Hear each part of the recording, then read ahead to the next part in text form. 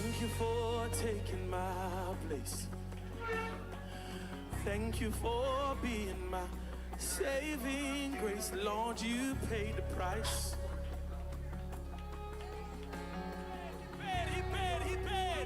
He paid. Don't hold back his praise. Thank you for taking my place. Thank you for being my saving grace. Lord, you paid the price to be called beautiful.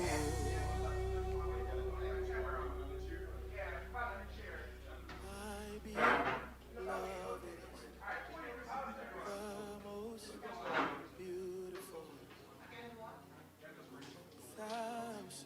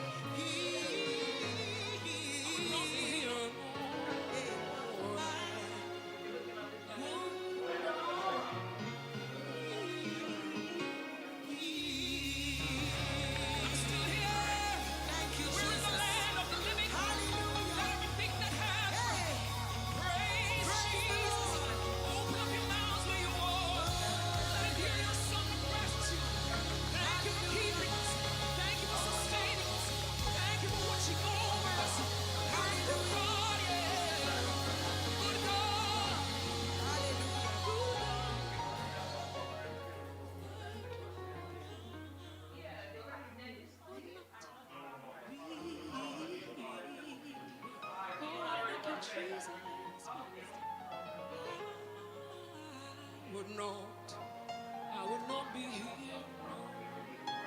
Oh, but for your grace, Jesus.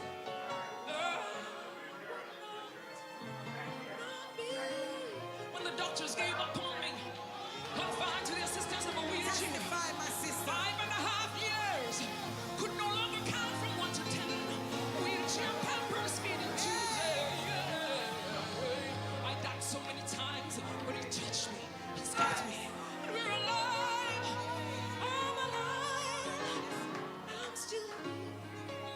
You're still here. If you're still breathing, then God is not through with you. You're still breathing. Come on, bring somebody. You're still moving. My God is not through with me yet.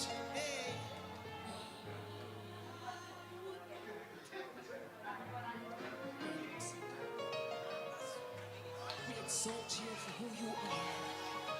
Covenant keeping God. Miracle working God.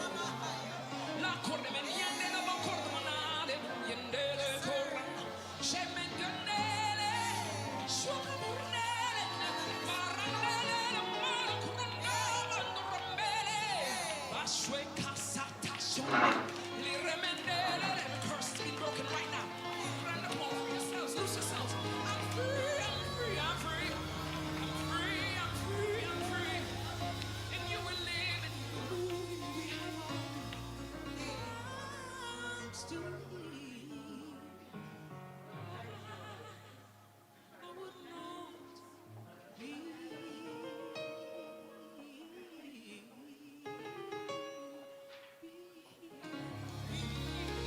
Thank you, Jesus. Thank you.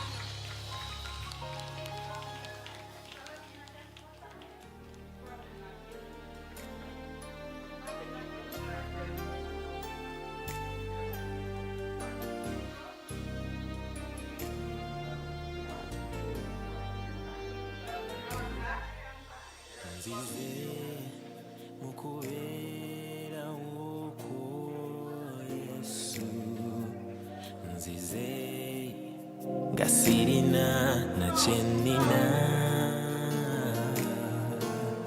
Nzize nkuyimbira oluyimba lero ngaluva ku mutima gwange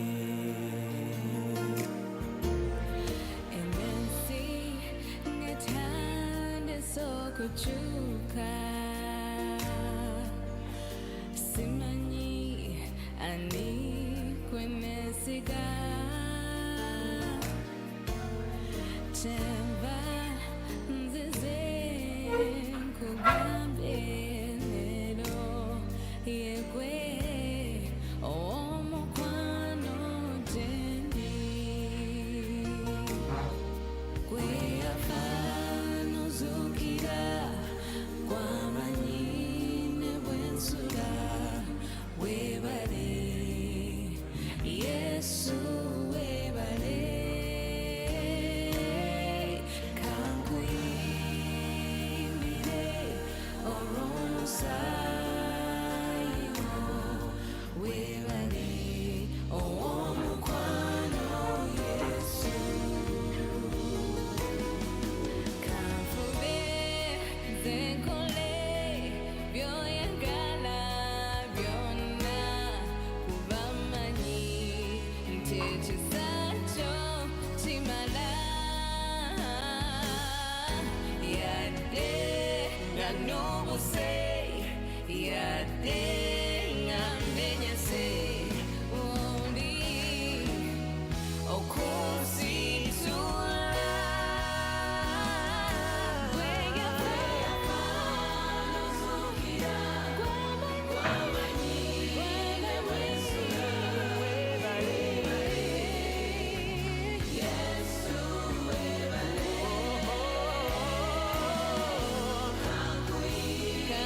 kankuyimbira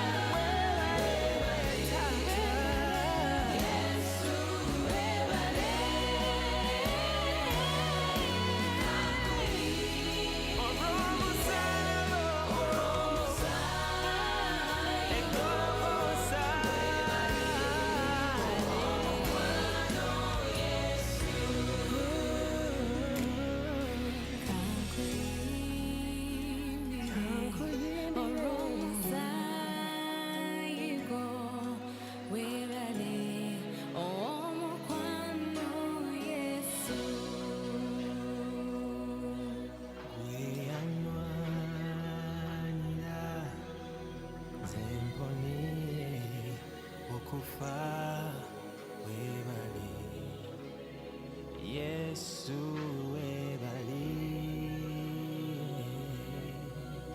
tonjabulira kwetondekerera webale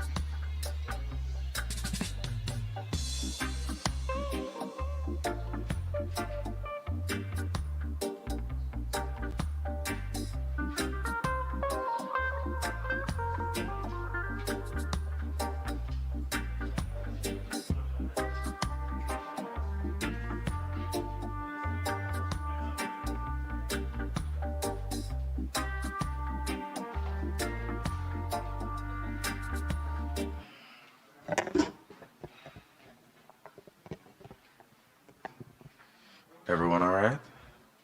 Sure? Okay.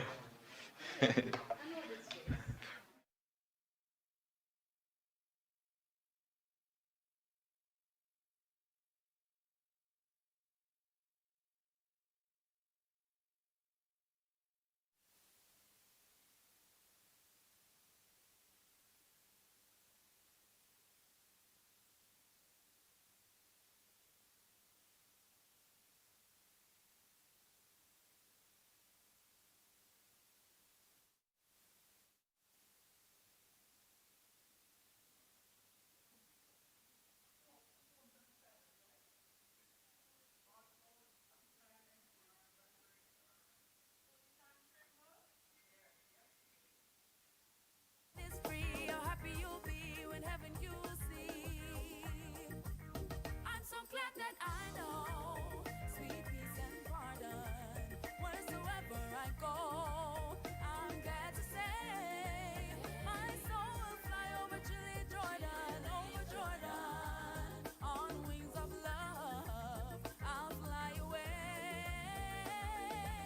No, not a moment to lose. Make up your mind. Take a moment and choose God's love divine.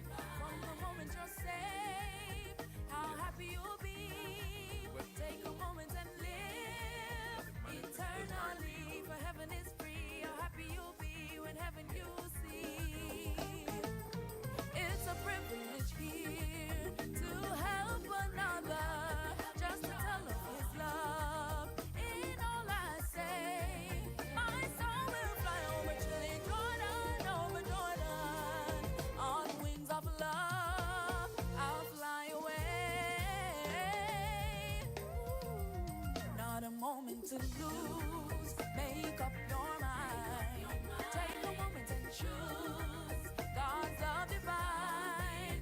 From the moment you're saved, how happy you'll be. Take a moment and live eternally. For heaven is free. How happy you'll be when heaven you see. Oh, the river is wide and rough the water, but the Savior will come for me someday. My soul will fly, oh Chile, Jordan, oh Jordan. On wings of love, I'll fly away.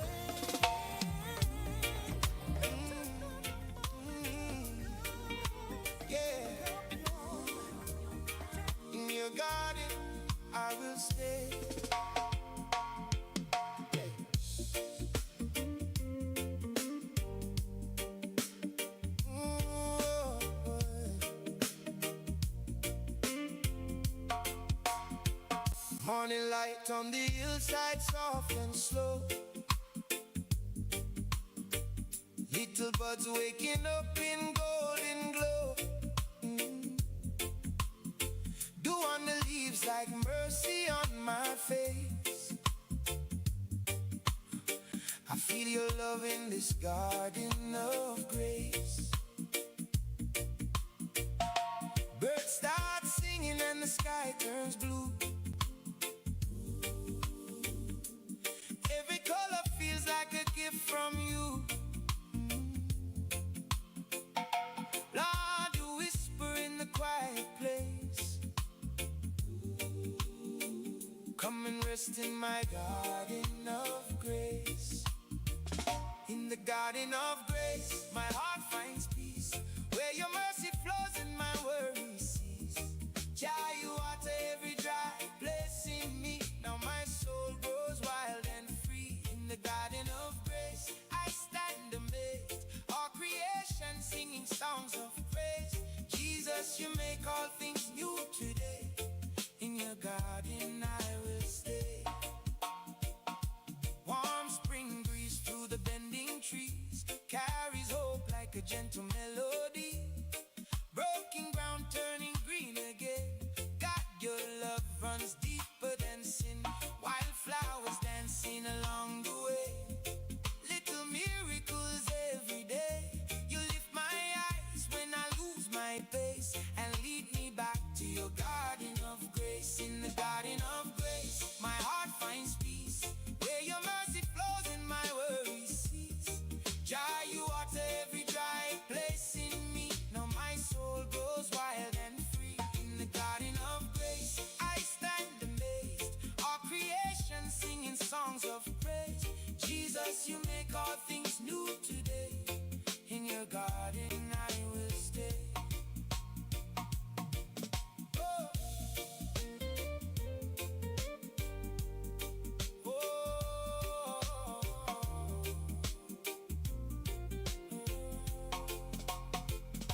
Clouds roll back and the sun breaks through. Just like hope when I call on you. Every season you rearrange. Lord, your love is the one thing unchanged. Roots grow deeper in holy ground. Lost no more, now I'm finally found. You fill my heart, you heal my...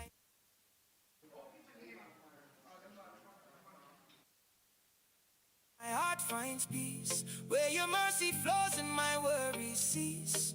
Jah, you water every dry place in me. Now my soul grows wild and free. In the garden of grace, I stand amazed. All creation singing songs of praise. Jesus, you make all things new today. In your garden I will stay.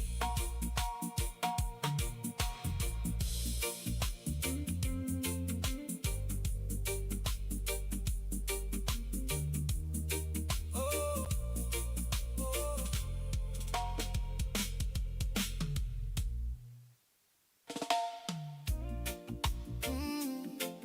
Yeah. Oh. Sun come rising over the hill so slow. Golden light on the earth below. Winter gone, I can feel the change. Lord, you call me out again. Little birds singing by my door. Hope feels alive like never before.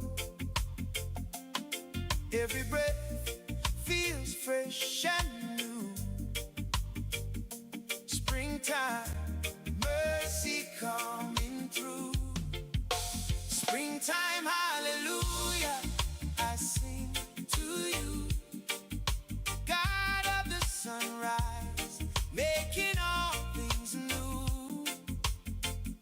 Feel start dancing in the morning dew. Springtime, hallelujah, Lord, for you. Springtime, hallelujah.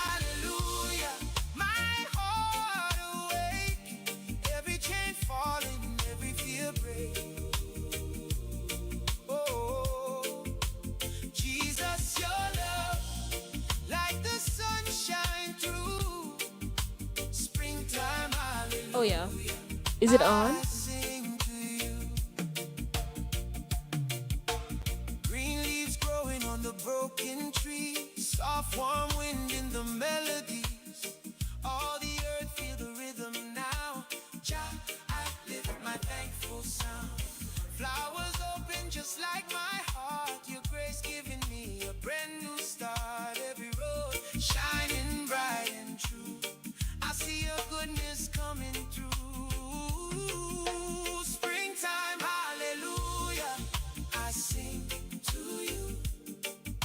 God of the sunrise, making all things new. Fields start dancing in the morning dew.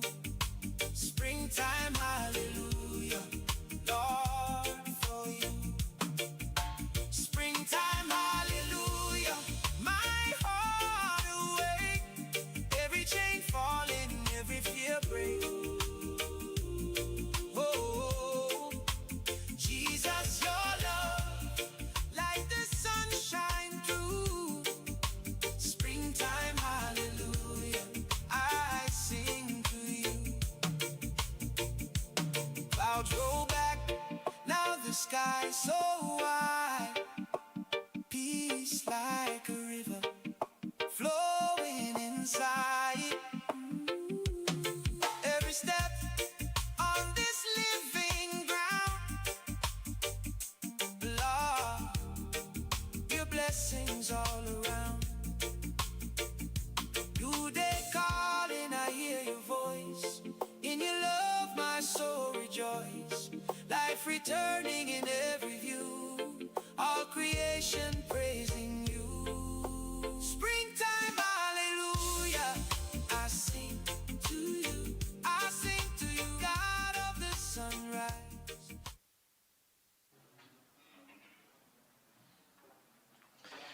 Good morning, distinguished members of the Jamaica Civil Service Association. We acknowledge the President, Mrs. Tisha Clark Griffiths, and members of the Officer Corps, members of the General Council, candidates, judges, invited guests, members join us online, ladies and gentlemen. Good morning to you all. We welcome you to the JCSA electoral debate being held as a part of the activities surrounding the association's 107th annual general meeting. Before we proceed further, we invite God's presence by calling on our third vice president, Mr. Alrington Roberts. Thereafter, we'll invite all present, everyone here, to join us as we recite the JCSA mission statement.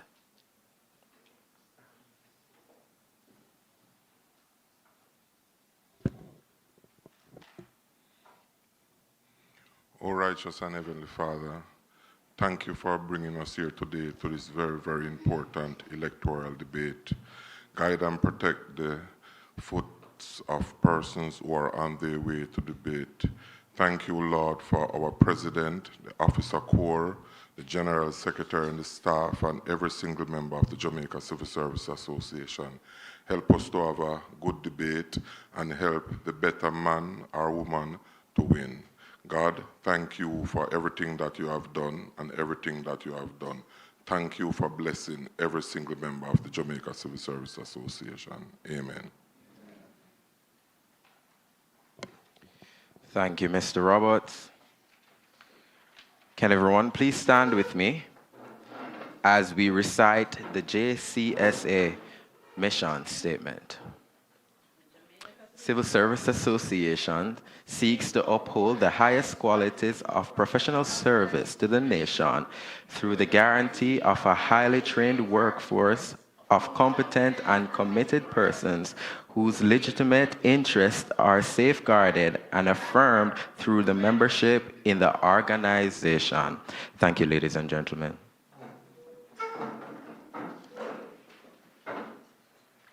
All right, so today proceedings provide an important opportunity for members to hear directly from the candidates contesting the positions of First Vice President and Honorary Treasurer. Candidates are as follows. First Vice President, Mr. Clarence Freighter. Make some noise for him, everybody.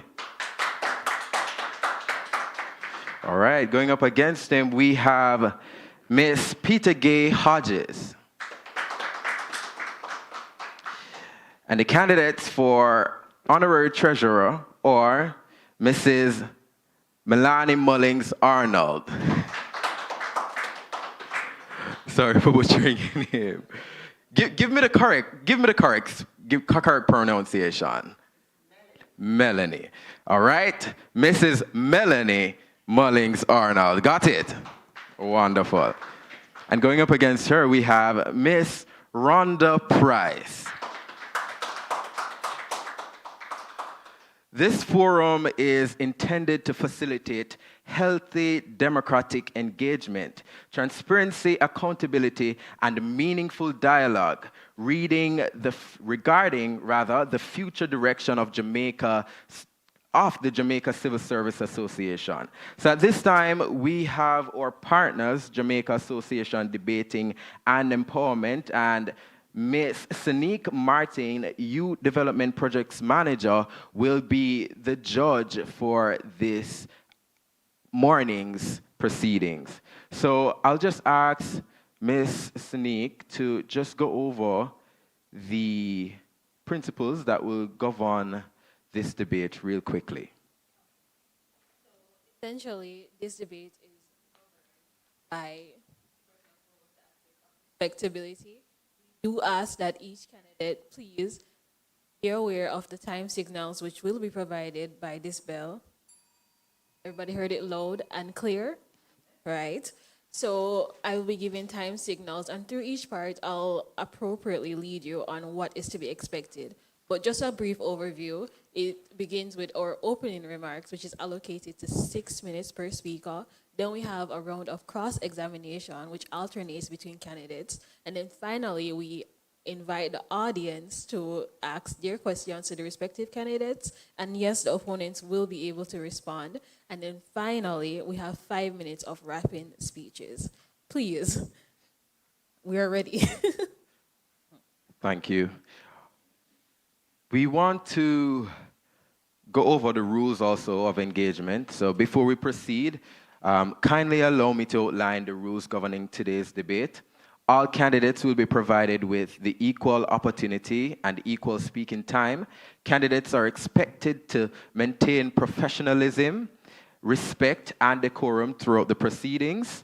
Personal attacks, interruptions, or defamatory remarks will not be permitted. Candidates must adhere strictly to the allotted time for responses and presentations, as was just outlined by Ms. Martin. Also, be cognizant of the time warnings, as they will be issued accordingly. The moderator's ruling shall be final in the interest of fairness, though we're not explicitly not making a ruling today. All we're doing is governing the debates and moderating. Is that clear to everyone? Wonderful. So now that the house rules are down, I don't know if I can actually coin toss, but for the persons going up for first vice president, so the candidates, so let's start with Mr. Clarence Freighter, sorry. Heads are tailed. Say again.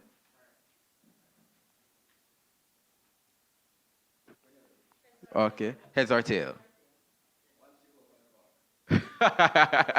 Good one. Heads or tail? Okay. Let's go, guys. That didn't flip. Let's go. All right, tails have it. So, Miss. And just to verify, so that everybody is. Okay, right. Thank you, Secretary. So it's tails. So would you like to go first, Ms. Peter Gay Hodges, or you'd like Mr.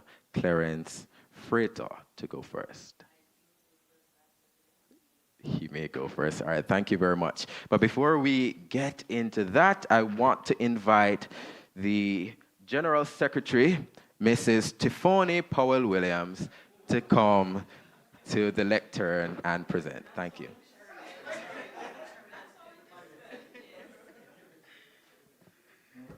Thank you for that. So it's pronounced Tiffany.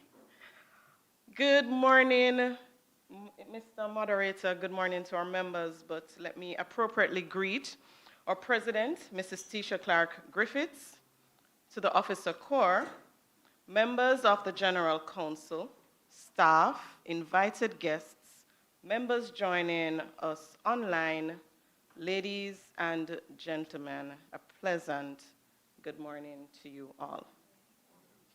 It is indeed my pleasure to welcome you to this important democratic exercise within the Jamaica Civil Service Association as we convene for today's electoral debate in preparation for the JCSA's 107th Annual General Meeting. The Jamaica Civil Service Association has stood for over a century as a pillar of advocacy, representation, accountability, and service to public sector workers across Jamaica.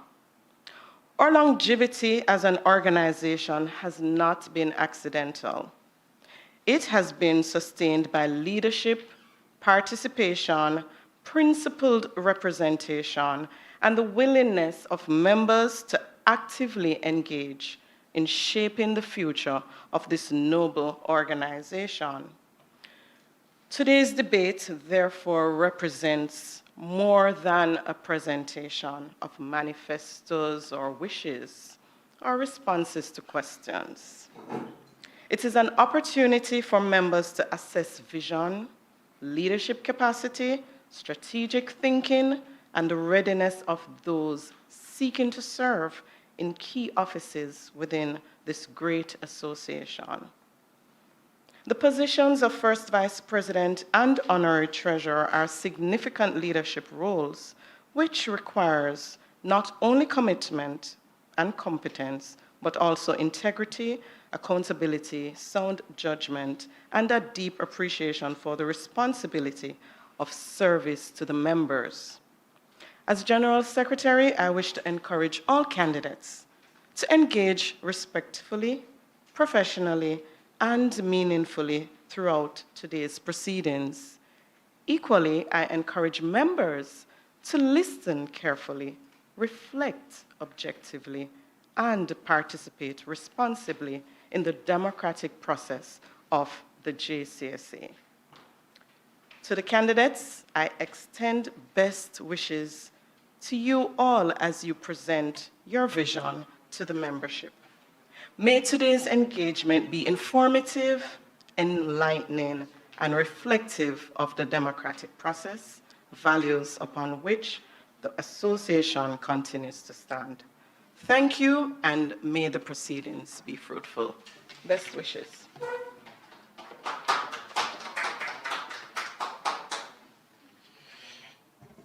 Thank you very much, Mrs. Powell Williams.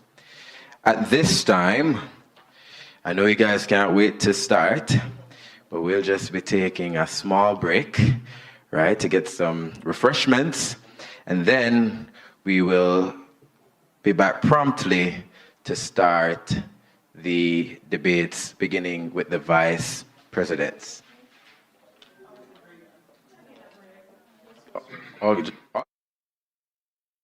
You are excited as I am. All right. They say you don't need any break. Wonderful, wonderful. No. All right, so we're moving right along, and we are now proceeding to the debate. So let's welcome Mr. Clarence Freighter for his presentation.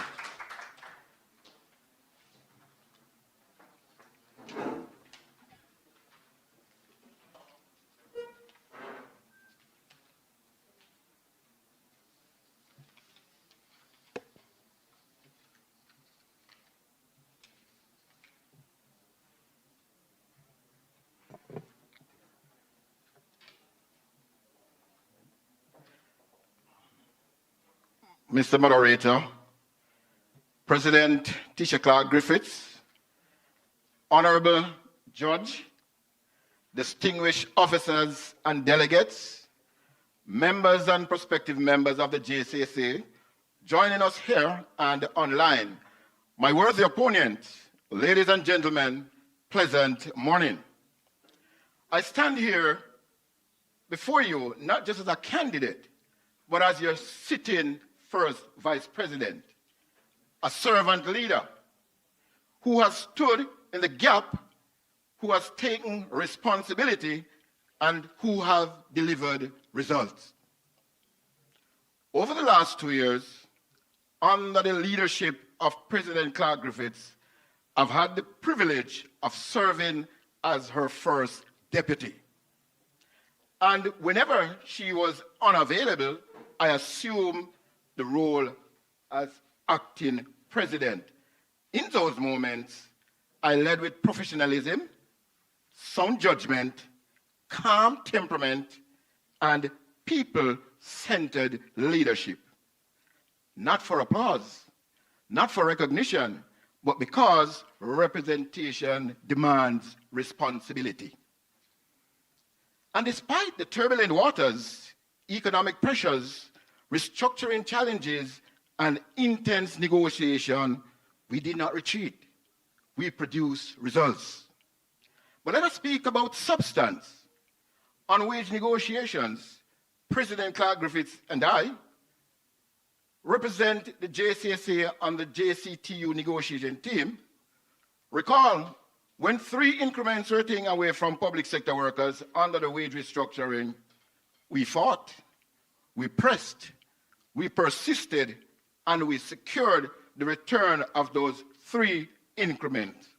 That was not accidental. That was advocacy in action.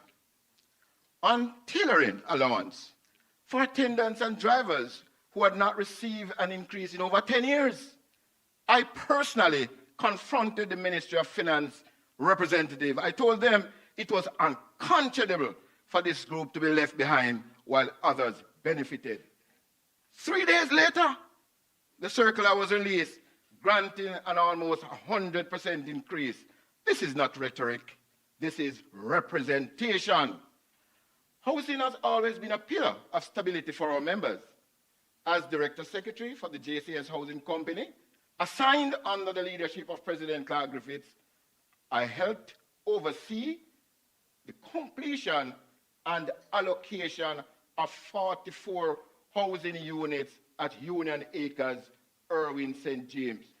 It means 44 families now have a place to call home. That is representation. Recall in 2023, when I debated for this very office, I made a promise that the hard-working correctional officers would receive proper recognition and bargaining rights through the JCSA. Today, I am proud to announce that as of March 4, 2026, the JCSA has secured bargaining rights for the Department of Correctional Services with over 1,570 members. Promise made, promise kept. At the Jamaica Fire Brigade, I was a key member of the team that negotiated retroactive payment for drivers and mechanics. Officers who had waited years without increase. Today, the reclassification process is far advanced. We did not forget them. When mergers threaten job security at the Consumer Affairs Commission and the Fair Trading Commission, and when integration of the National Council on Drug Abuse and the National Family Planning Board took place, we stood firm. We safeguarded our members' legitimate interests with minimal displacement. We protected people, not position. But leadership is not only about yesterday, it is also about tomorrow. The work continues. And let me tell you some of the things that we will do. We will complete the wage negotiation with the Ministry of Finance. We will fight to reinstate duty concession for traveling officers who joined the service after April 2022, but perform the same functions without the same benefits. We will resist the additional 15% payment required for place and duty concession. We will continue working with our sister unions to complete the DCS restructuring. Housing expansion is next. Project in Albion St. Thomas and Hague Trelawney are in motion. We are building a land bank so members can access affordable lots and build their own homes one block at a time. We are strengthening partnership with the NHT and the NLA to address housing needs island-wide. We are in discussion to provide safe and reliable ambulance service for our members. We will expand the PEP scholarship program. We are implementing a disaster fund so that when national disasters strike, the JCSA is ready to respond immediately. This is not theory. This is a plan built on experience. Honorable judges, my contribution to the JCSA spanned more than 4 decades with over 40 years of membership. I have served as monitoring officer for this great organization. Thank you.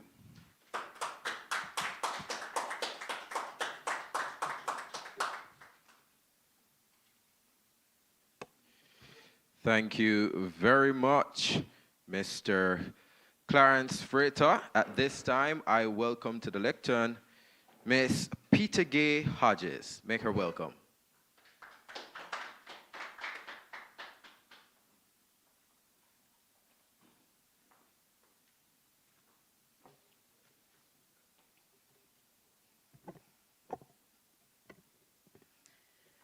Mr. Chairman, distinguished guests, fellow candidates, brothers and sisters of the JCSA, good morning. I stand before you today deeply humbled, profoundly grateful, and fully prepared to serve. My name is Peter Gay Hodges, and I seek your support to become the next first vice president of the JCSA. Today, I do not come before you with empty slogans or temporary election promises. I come before you with experience, vision, proven service, and with an unwavering commitment to the workers of this country. For more than 107 years, the JCSA has stood as the voice of Jamaica's public servants, advocating for fairness, defending workers' rights, and protecting the dignity of those who keep this nation functioning every single day. But colleagues, let us be honest with ourselves today. Our members are hurting. Across MDAs, public servants are carrying increasing burdens while too many continue to feel unheard, disconnected, and frustrated. Workers are grappling with rising costs of living, transportation and fuel expenses that continue to climb, unresolved compensation concerns, uncertainty surrounding artificial intelligence and automation, and communication gaps that have left many members feeling disconnected with the leadership. Let us say clearly what many workers have been saying quietly for too long. The ball has been dropped in several critical areas. Members are still waiting on meaningful progress regarding passenger mileage and traveling allowances, duty concession arrangements, traveling rates that no longer reflect economic realities, and the unresolved anomaly matters following the compensation restructuring exercise. These are not minor inconveniences. These are real struggles affecting real people, real workers, real families. And members deserve more than silence. They deserve a stronger advocacy, transparency, consistent engagement. Leadership that is proactive, not reactive. But this is why this election matters, because this election is not simply about choosing officers. It's about deciding what kind of union we want the JCSA to become in a rapidly changing world. Do we remain comfortable with business as usual, or do we boldly reposition this union for the future while protecting the interest of every worker today? Colleagues, I believe this is the moment for proactive leadership, leadership that listens, communicates, acts, and prepares workers for the future while fighting for fairness in the present. And that is exactly the leadership that I am offering you. Over the past 25 years, I've built my career in communications, marketing, industrial relations, stakeholder engagement, advocacy, and public service. As a former JCSA executive board member, advisor to the former JCSA president on communication, current union rep, public relations officer at the GIS, and communications advisor to government ministries, I understand both the internal workings of this union and the realities facing workers across Jamaica. I've worked during national crises. I've developed communication strategies during the COVID-19 pandemic and 2 major hurricanes. I've served on national committees involving emergency management, road safety, climate and health, and international health regulations. Those experiences taught me something very important. Strong leadership matters most during difficult times, and colleagues, these are difficult times for our workers. But I also believe these can become transformational times for the JCSA if we're willing to evolve boldly and strategically. This is why my campaign is built on a simple but powerful vision: a stronger union, a smarter union, a more connected union, and a future-ready union. A union that remains worker-led, future-driven, and member-focused. And that vision is supported by a practical 4-pillar action plan. First, we must future-proof public sector jobs in the age of AI and automation. AI is already reshaping workplaces globally. I believe technology must support workers, not replace them. I will advocate for mandatory union consultation before AI systems are introduced, human oversight in employment-related decisions, and protections against workplace surveillance, abuse, and algorithmic discrimination. Second, we must transform communication within the union. Too many members only hear from the union during negotiations or elections. That must change. Communication should be continuous, transparent, accessible, and responsive. I will advocate for transparent negotiation updates, quarterly town halls, and platforms that amplify the voices and contributions of public servants across Jamaica. Third, we must modernize and strengthen the JCSA brand. Public servants are too often undervalued despite being essential to national development. The JCSA must reshape that narrative. I will use my communication and media experience to strengthen the union's visibility, public engagement, and national influence. And finally, we must strengthen advocacy and worker protection. I will continue advocating strongly for compensation fairness, resolution of anomaly cases, reviews of passenger mileage, etc. Because no member should feel forgotten, no member should feel overlooked, and no member should feel left behind. Colleagues, leadership is not about occupying a title, it's about service. And it is about showing up consistently, listening intentionally, advocating courageously, and standing firmly for the people you represent. Today, I ask you for your support and for your vote. Together, we build a JCSA that is more proactive, more inclusive, more responsive, and more prepared for the future. Together, we can ensure public servants are protected, respected, empowered, and heard. I am Peter Gay Hodges, and I'm ready to serve as your next first Vice President of the JCSA. Thank you, and God bless you.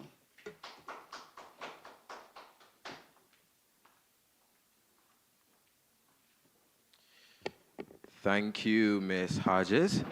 At this time, we will be going to our question segment for each candidate. Could each candidate use the microphone that is on the table? Test it to see if it's working, please.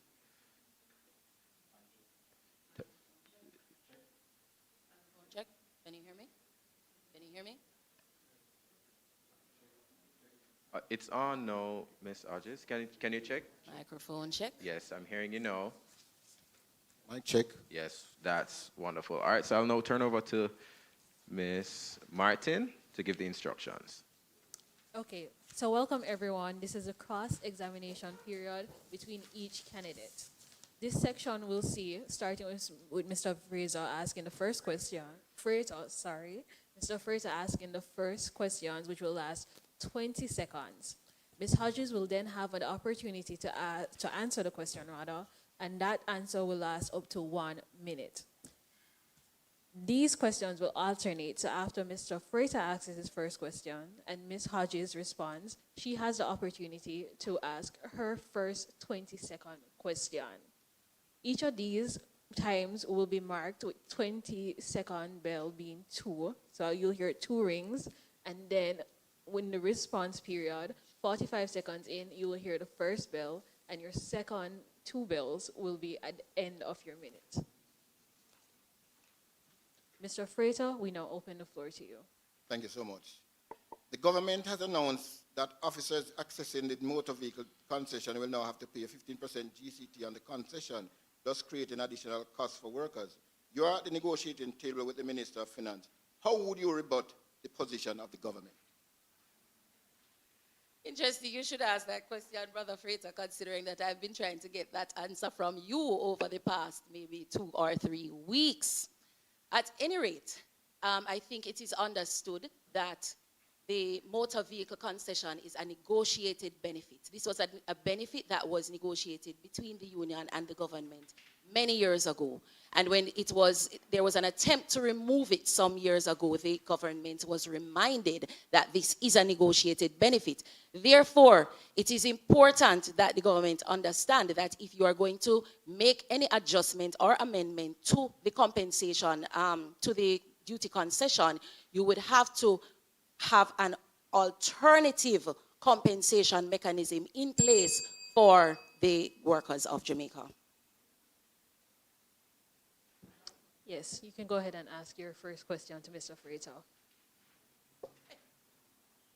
All right. Many public servants are still struggling with unresolved anomaly issues arising from the compensation restructuring exercise and concerns about passenger mileage, etc. What concrete measures will you implement to ensure affected workers receive fair and timely resolution instead of continued delays and uncertainty? Okay, that's an easy one. We have been working with the ministries, departments, and agencies. The anomalies cannot be addressed by the JCSA only. The anomalies have to be addressed by the management, the administration of the MDAs. We have been working with them to ensure that they make the recommendations to the Ministry of Finance. The Ministry of Finance has not turned down one single application for correcting the anomalies so far. We have been working, but we don't negotiate in the public. So we carry our work so that the members feel the benefit of our negotiation. We're quite satisfied that the work continues, and we will continue to work with the various MDAs to ensure that those anomalies are addressed. We are happy for the type of response that the Ministry of Finance is giving to the MDAs when they make the submission. Okay, thank you for that, Mr. Frater. We now open the floor to you for you to ask your second question. Okay, so given your poor track record of completing assignment in the JCSA, what will you do differently to ensure that you don't cause undue embarrassment to the JCSA, especially in the absence of the president? It is most unfortunate that you would go there, Brother Frater, and let me just take this opportunity to address it. You are referring specifically to a JCSA course that I undertook during the period October to December. The assignment was due during the time of the hurricane, and if you recall, my role at the Jamaica Information Service requires me to be on the job, on duty with the ministers of government, and as such, the assignment was not completed because I had to choose the government duty over JCSA, and there are times when that is absolutely necessary. So, Brother Frater, to suggest that my track record is poor because of one instance is most disingenuous. Okay, thank you for that response, Ms. Hodges. We open the floor for you to ask your question to Mr. Frater. Many members feel disconnected from union leadership and complain that communication only intensifies during elections or wage negotiations. How do you respond to members who believe the union has not been transparent or accessible enough, and what measurable systems will you put in place to ensure continuous engagement and accountability? That's an easy one, very easy. All right, so the JCSA under the leadership of President Clark Griffiths would have created an entire PR department.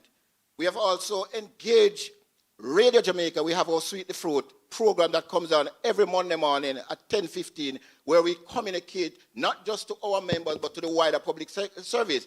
And in addition to that, we ensure that how the structure is that every officer, the 3 vice presidents, have their zone, and each of them are able to communicate with their zone, that is the chapters within their zone. In addition to that, each of us would have our WhatsApp group in the various chapters so we can reach our membership on the fly.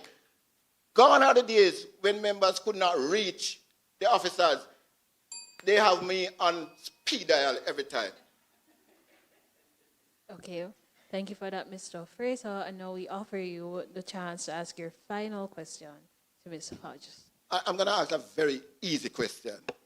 Can you truly name one single significant achievement that you personally contributed to during your time on the JCSA executive. Only one. On the executive? Only one. On the executive, you say? On the executive. Only one. Candidates, we'd like to please shut down that back and forth and answer the questions appropriately. Thank you. I wanted to clarify what he said. Okay, that's so reasonable. as we all know, the executive is a collective of approximately 25 persons. Decisions are made collectively. But if you want to hear about my track record, I will give that in my closing arguments, and you will certainly have a better understanding of exactly what I have contributed to the Jamaica Civil Service Association. Ms. Hodges, thank you for that response. We now offer you the floor to ask your third and final question to close out this period of cross-examination. Thank you. The workforce is changing rapidly due to economic pressures, digital transformation, and evolving workplace expectations. Beyond the traditional negotiations, what is your vision for modernizing the JCSA so it becomes more proactive, technologically prepared, policy-driven, and future-ready for younger public servants entering the system? Well, put it this way. Under the leadership of President Clark Griffith, we have engaged a number of internal and external entities to assist us. We talk about AI. We're talking about moving in the direction where we can utilize AI. We are talking about several different components here. We are engaging the ministries, department, and agency at the level of the permanent secretaries and CEOs, and therefore we are better able to communicate at that level so that we minimize the possibility of any of our members being disenfranchised. In addition to that, we continue to use modern medium to ensure that our negotiating skills are better utilized using the fiscal paper that goes to the cabinet.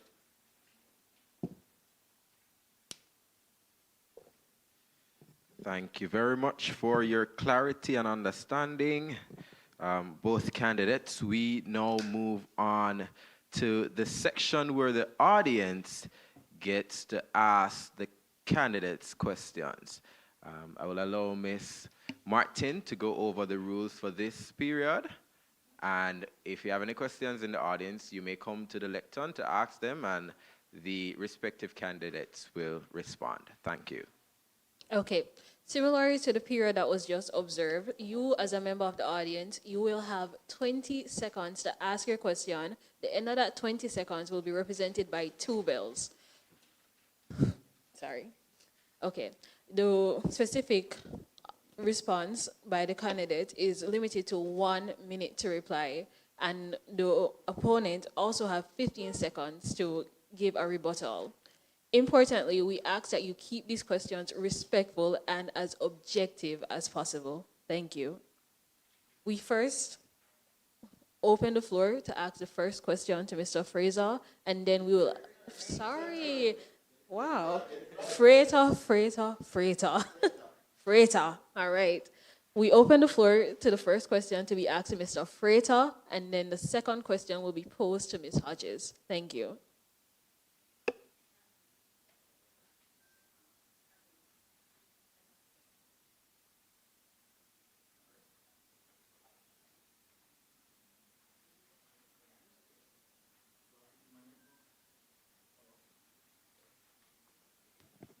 Good morning. Mr. Frater, respect to you, sir. I have a question. You mentioned that you are happy with the response of the MOFPS regarding to the anomalies, but what is that response, given that the anomalies still exist, that we have not heard anything directly, at least I have not, about those anomalies, and then why exactly are you happy with this seeming non-response? All right, so it's quite ironic that you asked that question, because I did indicate before that the Ministry of Finance, when the MDA's head engaged the Ministry of Finance, they have to do that, well, restructuring. You cannot have any change with the anomalies if you continue to have the same job description. It is a function of the administration to ensure that the JDs are properly done and so that you can reclassify. There are some persons that have never been reclassified over 20 years, and that is why you have the low, and that's why you have so much anomalies. MDAs must take the responsibility, and we are holding them accountable to prepare the document sent to Ministry of Finance so that we can assist the process. Thank you for your response. We now open the floor for 15 seconds to Ms. Hodges if she'd like to give a rebuttal to that question. No, thank you.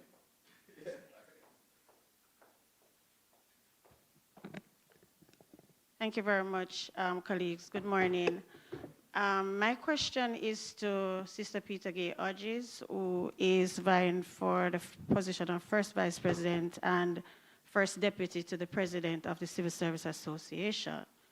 You mentioned in your presentation that you were not able to complete a particular task because your job takes precedence. In this situation, how would you do that for the office of president if the needs arise? Can you hear me? All right. So first of all, I need to remind you, Madam President, that that was nothing normal. That was a hurricane of unprecedented strength. And so the country was not in a normal place at that time. And my response as an officer of the government of Jamaica was required. Now, everything requires balance. You must have a work-life balance. You must be able to balance your priorities and your responsibilities. And I think I have done that quite effectively over the years, and I intend to continue to do so. Yes, I would have a rebuttal. 15 seconds. All right, so first of all, I did not mention any one individual instance. This has been happening over time, consistently. So when I speak about assignment, I'm not just talking about that one assignment that impacted so many workers. They could have lost their certification. Okay, thank you for that rebuttal, Mr. Freighter. We now once again open the floor to the audience to ask your second 20-second question to Mr. Freighter.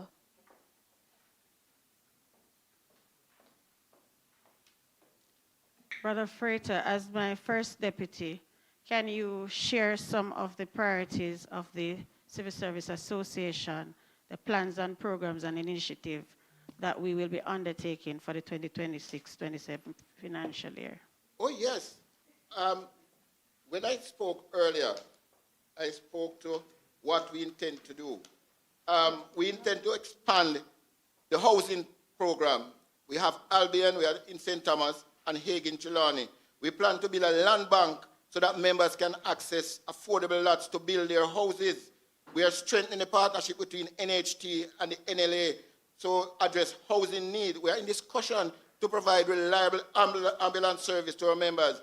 We will expand the PEP scholarship program, and we will be implementing a disaster fund so that when natural disaster strikes, the JCSA is ready to respond immediately. We also have a fund to treat with issues like correctional officers. It's endless, but time will not allow me to expand. If you would like to respond, Ms. Hodges, the floor is open.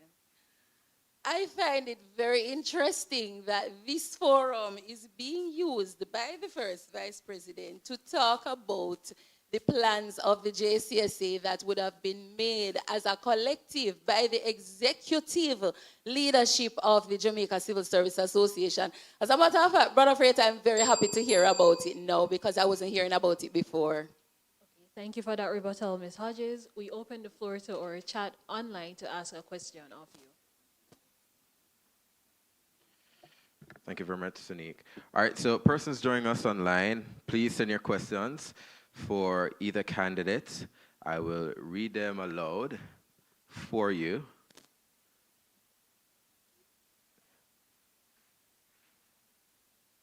So once I see one coming in, I'll pose that first one.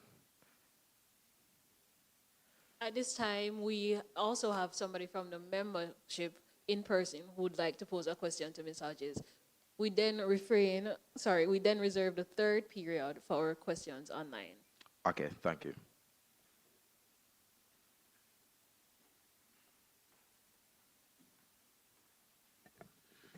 To Ms. Hodges. The Ministry of Finance appears to delay and obstruct responses to our queries based on their view that the workers are not united or mobilized. What strategies do you have to mobilize and build true solidarity within the public sector and the JCSA? So I believe that communication is very key to what persons understand and their view of what is happening to them and about them and around them.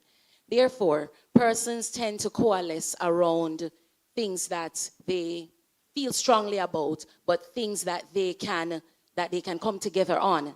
Yes, we do feel quite divided as a public service, but once we are able to harness the collective of, starting with the JCSA, we do not represent all public sector workers, but certainly pulling them in to coalesce around a common idea and to remind people that there is strength in numbers, and we have to leverage that.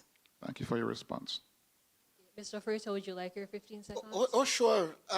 The possibilities are endless. Currently, we have coordinated with the other unions, and I can tell you we did it at PICA. The results are resounding. We're doing it now at DCS, the JCSA, and the other unions. We are currently at a point almost ready to submit the reclassification for DCS to the Ministry of Finance. It's about action, not a pretty talk. Okay. Thank you for that rebuttal. We now turn over once more to the audience joining us online for their question. The first one will be posed to Mr. Fraser. Well, we currently don't have one for Mr. Frater, but I'll just ask both of you guys to answer the same question. Is that okay? All right, one. Moderator, we go with Mr. Frater first. We go with Mr. Frater Wonderful. first. All right. So the question for Mr. Frater is, what is the role of First Vice President, and how will your experience and expertise assist in that role? Oh, thank you for that question. The role of the first vice president is to provide tangible support to the president. That's the first thing. Also to ensure that my views are aligned with those of the president, because the president leads policy changes through the executive, and so I have to be a team player. Also, I have to know everything that is happening. So when my president is not there and I have to act as president, I have all the information. I have done it before, I continue to do it, and I will do it again. Thank you for that response, Mr. Frater. We now turn over to Ms. Hodges. Okay. Thank you. I'm going to agree with Mr. Frater there and say that the first vice president must support the president. But I also need to remind Mr. Frater that this organization is 30,000 members strong, and therefore we must represent the voice of the members. And we must also hold the president and the executive members of the JCSA accountable, and to ensure, so that support must also be to ensure that whatever is being done is done according to the laws and the constitution of the JCSA. Thank you, Ms. Hodges. Well, ladies and gentlemen, this is the end of the engagement periods through questions. We now invite the candidates, starting with Mr. Fraser, to give us his 5 minutes final speech. For this period, one bell will indicate the beginning of 4 minutes rather, and 2 bells will let us know when his speech has concluded.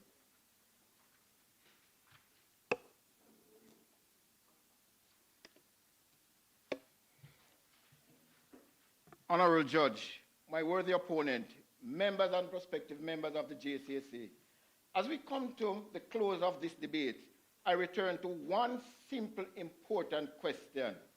Who has truly stood in the trenches for you? Leadership is not about fine speeches. It's not about convenience. It's not about ambition. Leadership is about presence. It is also about sacrifice. It's about consistency, and it is about performance. When President Clark Griffiths and I walked through the woodlands of Moneague, Hague, Trelawney, facing grass, lice, and ticks in search of land solution for members, that was leadership in action. When we stood in the hot sun on Hagley Park Road advocating for fire brigade drivers and mechanics to receive what was rightfully theirs, that was leadership in action. When Hurricane Melissa struck and we rose up at 3 a.m. to travel to the western parishes to deliver care packages to affected members, that was leadership in action. There was no photo opportunities. There was not a campaign moment. These were difficult, demanding responsibilities carried out because our members depended on us. My opponents speak of aspiration, but aspiration without participation is empty. You cannot lead at this level if you have not demonstrated the willingness to serve at every level.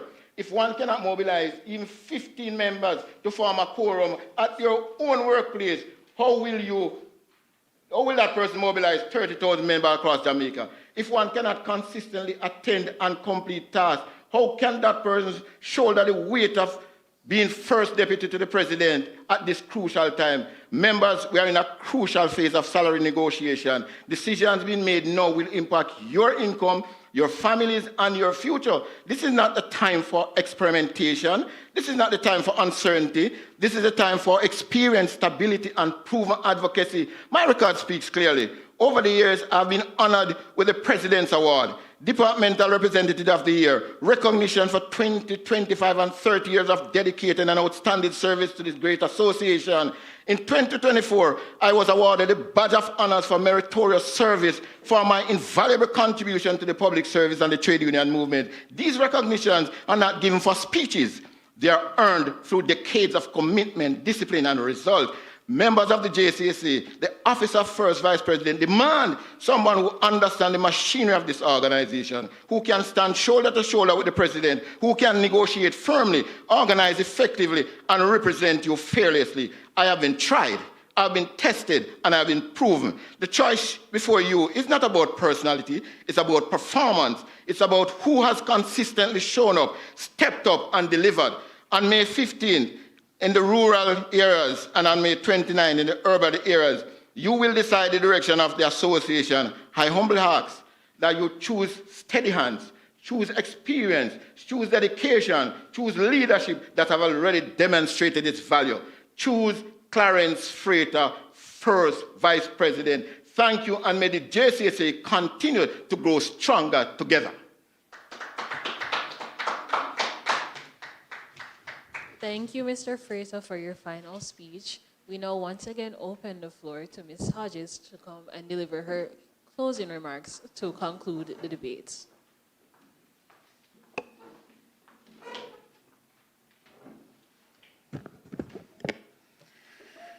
Brother Frater, be careful that you do not confuse the requirements of the job with achievements.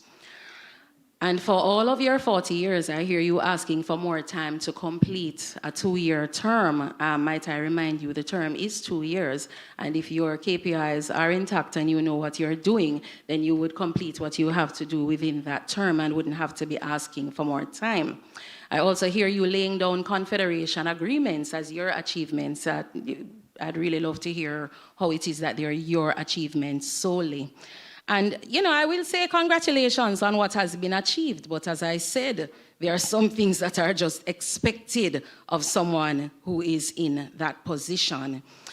People-centered leadership does not create fear. It does not encourage factions to attack people for speaking up. And let us be honest today, some people do not contest positions because they fear victimization. They fear becoming the black sheep. They fear being embarrassed publicly in groups and meetings. So the next time someone is returned unopposed, do not automatically assume that the people are happy with your leadership. They're just not interested in a beat down. You asked about what I've achieved. Might I remind you that I did the majority of the work on the current WhatsApp policy. Also a large amount of the communications technology that the JCSA uses, the consultations were done with me. Perhaps you did not know, but yes, that is so. The newsletter which you have today, I helped to give it structure, and if I recall correctly, I gave it its name. All right, and I won't go into that detail. There are lots of things I want to say, and 5 minutes will not allow me to say so. But you know, when people try to weaponize your struggle against you, you wear it as you wear your survival as a badge of honor, because leadership is not measured by comfort, but by resilience. Now, some have said she's not ready. What they did not tell you is I once coached them. I once wrote their speeches. I once championed their campaigns. I supported initiatives quietly behind the scenes until I fell from grace because I dared to ask the tough questions. Some have said she failed a JCSA sponsored course and let down her side. What they did not tell you is that I did not fail. My JCSA sponsored policy course was deemed incomplete. What they did not tell you is that I was serving my country during the aftermath of one of Jamaica's greatest national crises and had to make a difficult decision. And if choosing the greater good requires an apology, then I apologize for not being able to be in two places at once. What I can assure you is that my public policy writing training as part of my master's program at the University of the West Indies is now complete, and the JCSA will benefit from that. Others have said she has not demonstrated leadership. What they did not tell you is my groundbreaking work on the JCSA newsletter, including giving it a name, the structuring of the WhatsApp policy, the support provided in the development of the podcast, the support provided in setting up the communications technology of the JCSA, the drafting and distribution of numerous press releases, including the two that announced the current president's win. My contribution to the JCSA speaks for itself, but gaslighting is real. Many would like to pretend that it never happened, yet every single place where my leadership was allowed to flourish, I excelled. Sometimes running for office is not merely about winning. Sometimes it's just using the platform to give people a voice, people who feel that they cannot speak for themselves. And guess what? You cannot cut my microphone today. JCSA leadership is about transparent leadership, constitutional integrity, servant leadership, and member-centered representation. I believe leadership must move from top-down control to bottom-up empowerment. Most importantly, I believe the members deserve to feel respected. Again, the truth is the members are paying attention, they're observing, they're yearning for a different kind of leadership culture. Leadership is not about titles. Leadership is about courage. And today, I choose courage. I thank you. Vote for Peter Gay Hodges for first vice president of the JCSA.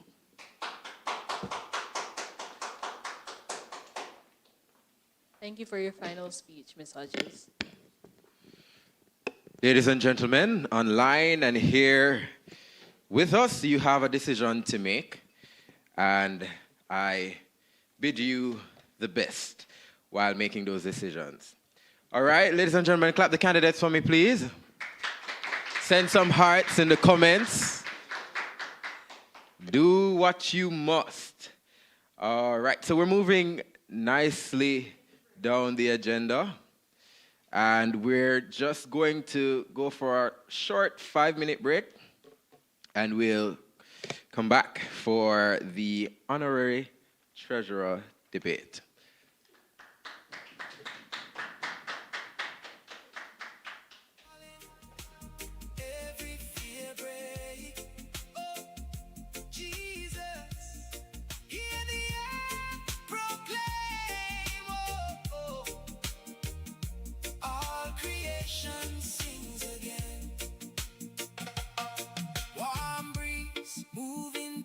Soul, making broken pieces whole. Sky so wide and washed in blue, feels like hope is breaking through. Even stones along the way hold their peace but seem to say, Lord, with earth my voice I blend. All creation sings again. Oh, creation sings again.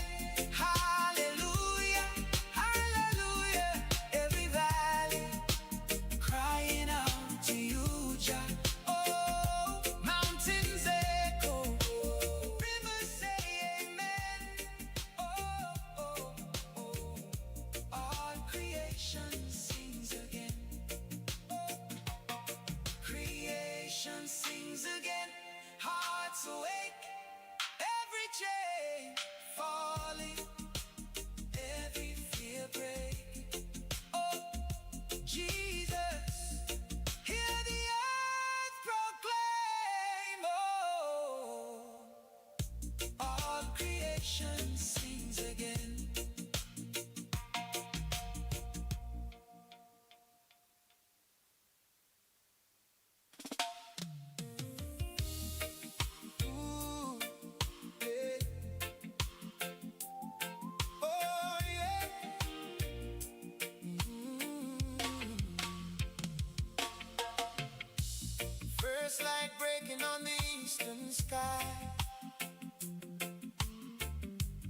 darkness fading, night passing by, golden colors on the mountainside. Oh, hope is awakening deep inside. Morning air feels clean and new, like your mercy coming through. Lord, I stand and watch the day. Faithful love don't fade away. Sunrise over Zion, light so strong. Jah, you've been faithful all along. Shadows run when your love appears. You calm my doubts, you quiet my fears. Sunrise over Zion, mercy shines. God, your promise still is mine. Jesus, I lift my heart to you. Every morning, your love is new. Birds start singing soft and low. Gentle wind begins to blow. Valleys glowing in the dawn. Every trace of night is gone. You kept me safe through the silent hours. Now the world wakes up in flowers. Lord, I feel your hand. All right, 1 minute to Like sunlight, starting. sunrise over Zion. No, Light so strong. Jah, you've been faithful. so 1 minute to. Can we have the microphones on this side position for the, yes, thank you.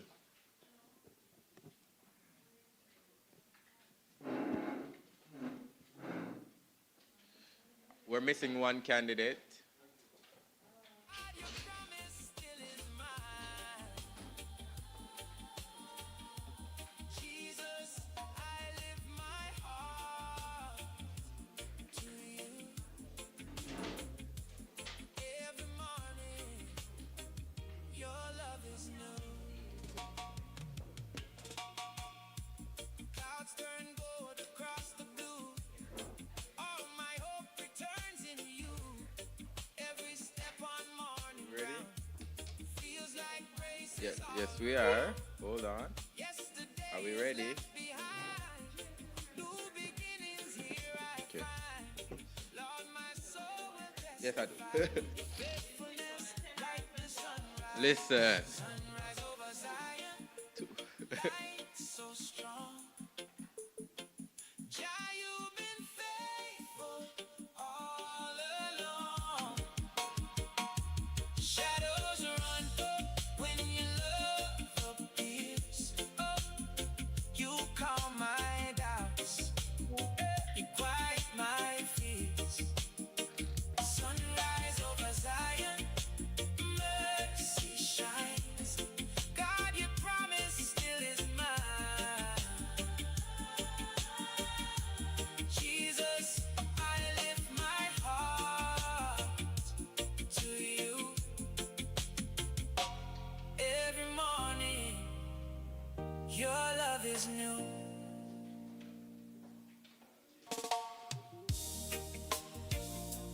Oh, oh.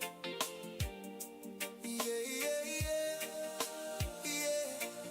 Oh. Green fields rolling under open sky. Soft wind drifting slowly by.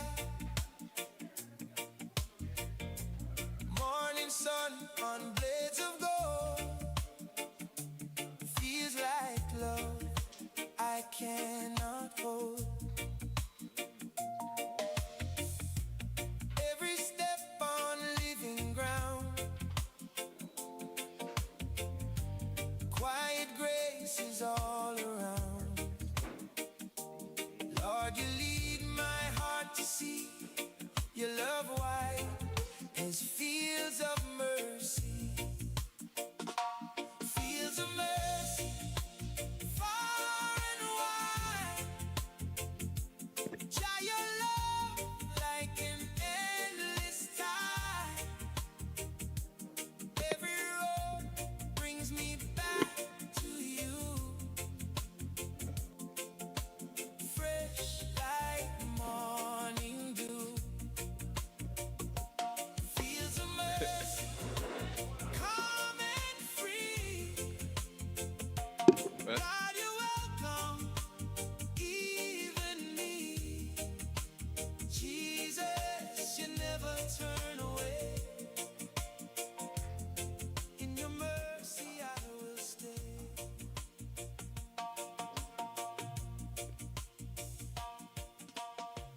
Tall grass moving like gentle waves.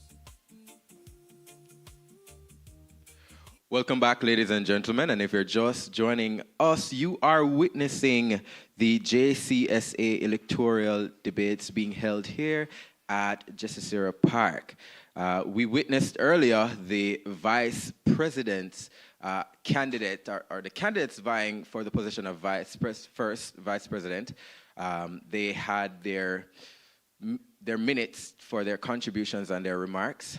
And now we are moving to the debates relating to honorary treasurer. So at this moment, I would like to introduce the candidates, and vying for this position is Mrs. Melanie Mullings Arnold and Miss Rhonda Price. So I'm going to ask you, Mrs. Arnold, heads or tails? Heads. That means you will go with tail, Miss Price. Let's go. No more. Verification. So it's tails. So are you willing to go first, Miss Price? All right, thank you very much. All right, so ladies and gentlemen, welcome to the lectern, Miss Rhonda Price.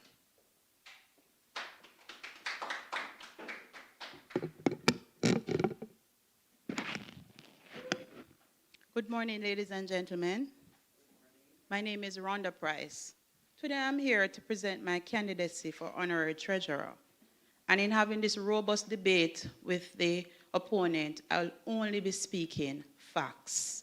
Researched facts, proven facts, facts that can be validated, and the evidence exists. Good morning, esteemed judges, online participants, audience members, and distinguished opponents. My name is Rhonda Price, and I am presenting my candidacy for the position of honorary treasurer. As an active member of this august body, I have served for approximately 8 years as DIP rep and 3 terms on the executive committee. I've served as co-chairs. This includes, but not restricted to, the Young Workers Committee, J-Park Committee, Fundraising Committee, and might I add, I've been sitting on the NSRC for the last 2 years, providing additional support to the president and her team. I'm also a member of the Thrift Society, and I'm also a sitting director of the Thrift. And since my ascension to that role, we have been able to secure loans that no longer requires surety to be signed for them. One such loan is the payday loan. My decision to pursue the role was a strategic one, driven by profound passion and unwavering dedication to this esteemed organization. The responsibilities of our treasurer extend beyond mere numerical accounting. They encompass ensuring that every financial resource is meticulously allocated to initiatives that directly benefit our JCSA members. This role is integral to supporting the leadership of our organization and upholding its strategic pillars, which include financial stability, member service engagement, asset development and utilization, human capital development, and institutional capacity and governance. These pillars are interdependent, collectively forming a comprehensive framework for this esteemed body. When I am elected, my financial stewardship will be aligned with all aforementioned pillars. My primary objective is to secure the financial stability of this organization. I commit to ensuring timely and accurate generation of financial reports, thereby enabling the association to maintain robust liquidity reserves and strategically manage its debt. In light of the challenging economic climate, as evidenced by daily news headlines, fostering a resilient organization through financial stability is of paramount importance. This aspect must not be understated. In essence, I will provide complete transparency regarding financial allocations. I will publish clear monthly financial summaries to eliminate any ambiguities and to ensure full accountability. Through judicious spending or frugal spending, I will strive to maximize the value derived from every financial activity, which entails evaluating alternatives, minimizing waste, and ensuring equitable support for all committees and events. As an agile analyst in my job at work as a program analyst at Tax Administration Jamaica, I will develop diverse income streams to reduce our reliance on membership dues, implementing innovative financial strategies, such as strategic investments in stocks and bonds, and diligently monitoring these investments to enhance the financial capacity of this august body. I will also focus on member service engagement. It's another important aspect of our business. This means listening to our members, responding to their needs, that they may feel seen and heard, and valued to an extension. My team and I will implement an expeditious process to get good ideas funded so that JCSA reputation is held in high esteem. I thank you.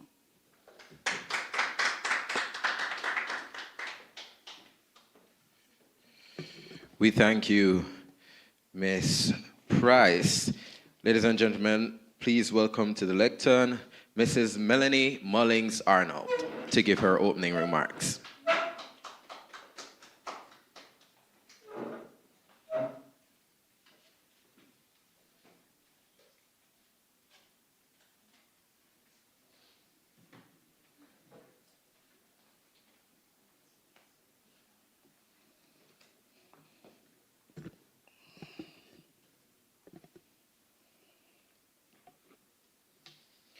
Mr. Master of Ceremonies, officers of the Jamaica Civil Service Association sitting in the audience, the General Secretary and her team, First Vice President and opponent, my worthy opponent, other members of the Jamaica Civil Service Association, good morning.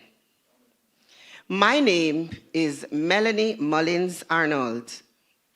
Today, I stand here not simply as a candidate, but as your sitting honorary treasurer who is entrusted with one of the most critical responsibilities of the JCSA, that is to act as the primary steward of the funds entrusted to this association by the thousands of hard-working civil servants. In any organization, teamwork is absolutely important for the advancement of any task. However, while teamwork is good and is vital to our execution and our executive function, that cooperation cannot and must not supersede the fiduciary duty I owe to the members. Being a team player does not mean staying resilient when proposed expenditures risk the long-term solvency of our organization or provide clear value of the rank and file. Financial prudency often requires the courage to say no.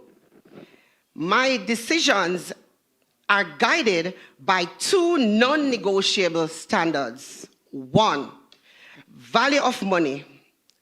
Does the expenditure directly benefit the welfare, housing, or industrial security of our members? Two, risk mitigation. Does this decision leave our reserves vulnerable during the time of national economic uncertainty? I make no apologies for prioritizing the financial health of the JCSA over administrative convenience or popular but unfunded initiatives. My mandate is to ensure that when you, my members, needs the association, the funds are there to support you. I maintain my commitment in working collaboratively with any colleague whose proposals meet the standards of accountability and sustainability that our members expect and deserve. Too often, the role of treasurer is misunderstood as one of checking bills and signing payments. Ms. Arnold, one moment. We're pausing the time just to facilitate this.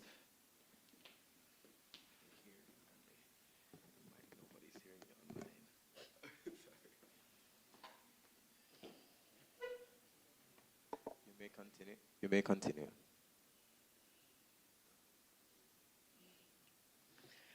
Too often, the role of treasurer is misunderstood as one of checking bills and signing payments.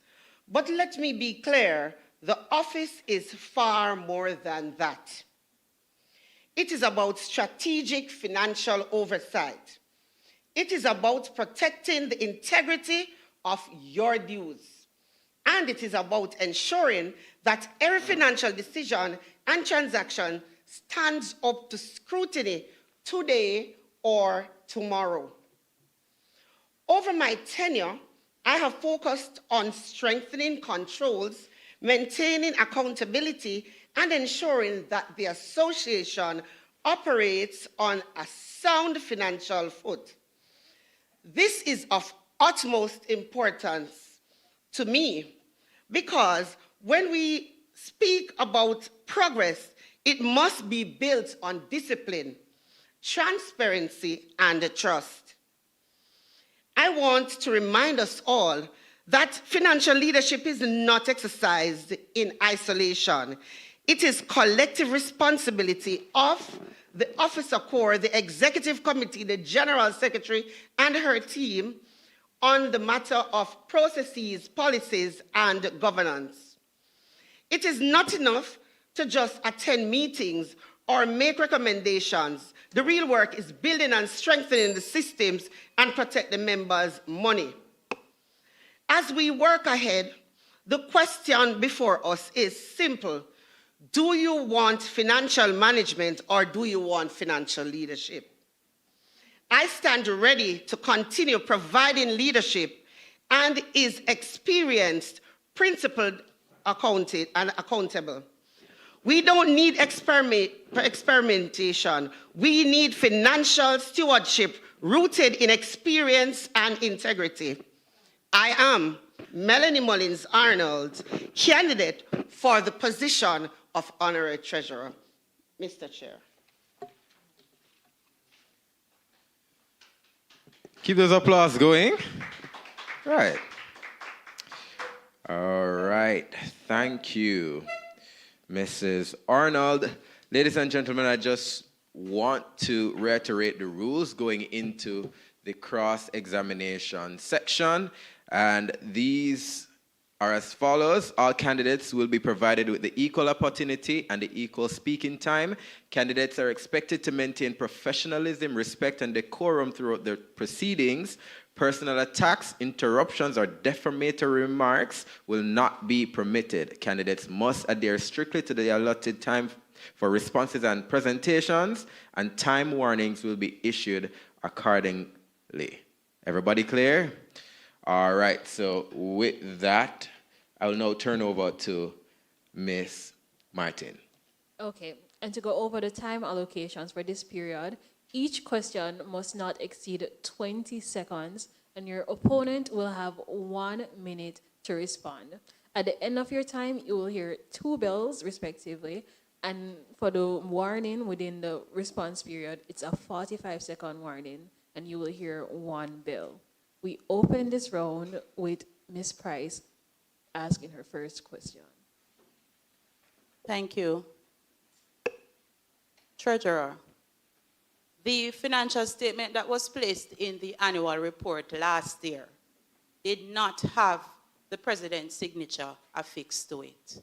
Can you state why? Sure, I can significantly state why. So, however, I have a financial statement that has both signatures, the president and myself. When the financial statement was ready, the financial statement was sent to the president. The president said she's not signing it. She refused to sign it. With a financial statement, usually the auditors, it's an independent account. Independent. So none of us should be interfering with the auditor's report when he says it. Yes, if we want to speak with the auditor, then a request can be made, but it cannot be at the end of the tenure.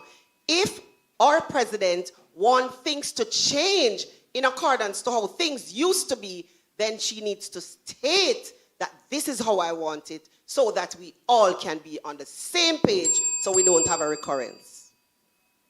Thank you, Mrs. Mullins-Arnold.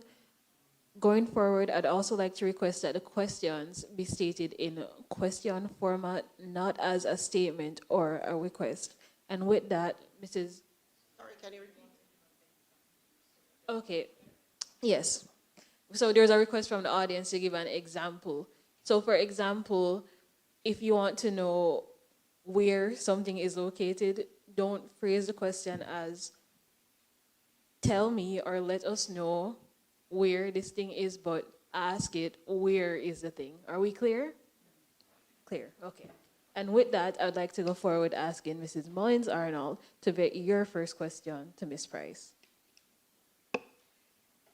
In light of the nature of this organization, which accounting standard will you recommend and why?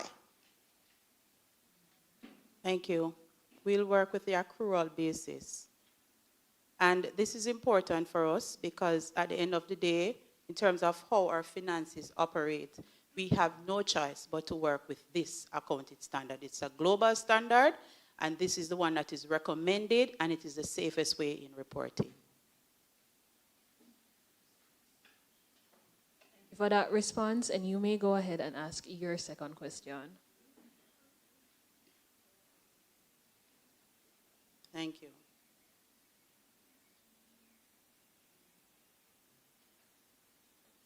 Based on the Constitution, in the last 5 years, have we met the deadline in reporting to the membership?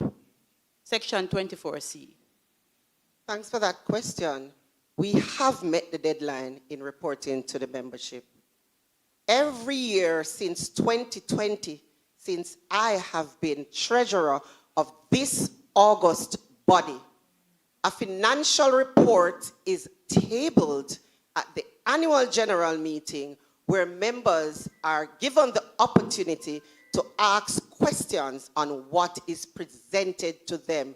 There is never a missed opportunity for the financial statement. My opponent, I see you have one in your hand, and I'm sure you were at the meeting last year, and I'm sure majority of the persons in here were at the meeting last year, the year before, and a financial statement was there so persons could interrogate it on spot as you are allowed to do as a member of this august body. Thank you, Mrs. Mullins. Arnold, we now invite you to ask your second question. My opponent, I see that your qualifications are in project management, program management. How do these align with the accounting to manage $500 million revenue organization?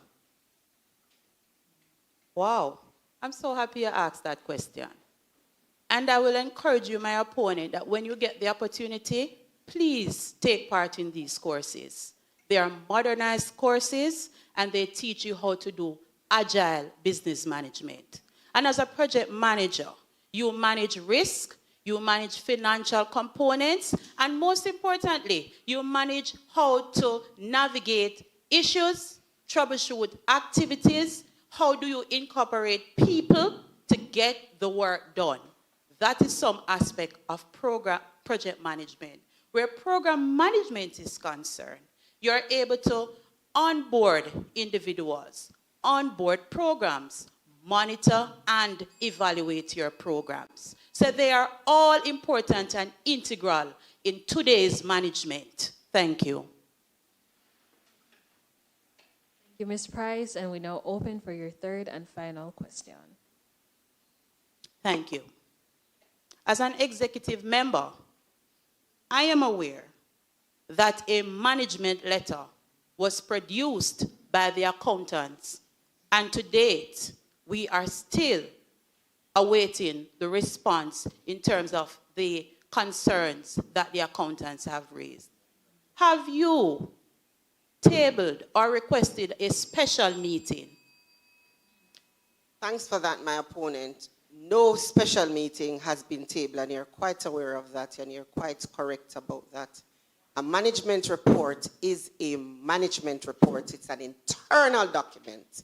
It's an internal document to measure what is happening internally in terms of the finances, in terms of how things are done, posted, etc. So it's more administrative and not strategic. Hence the reason the management letter, my opponent, you will not be seeing it as an executive meeting because that is purely internal, purely administrative, and you are a part of the executive, and being a part of the executive, you are strategic.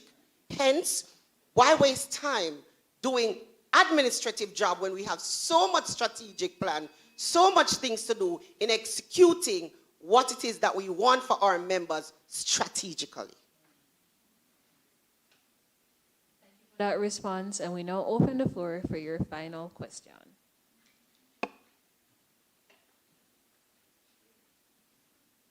Thank you. Based on your track record, Madam Treasurer.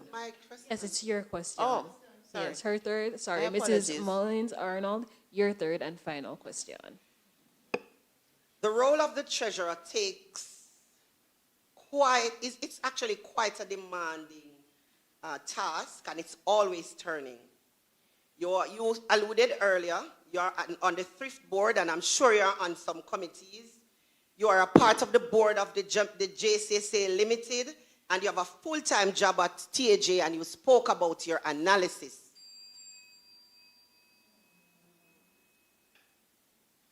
Once again, the limit for your questions are 20 seconds. So within that 20-second period, you may preempt the question, but you also have to ask your question. With the permission of the members, I'm going to...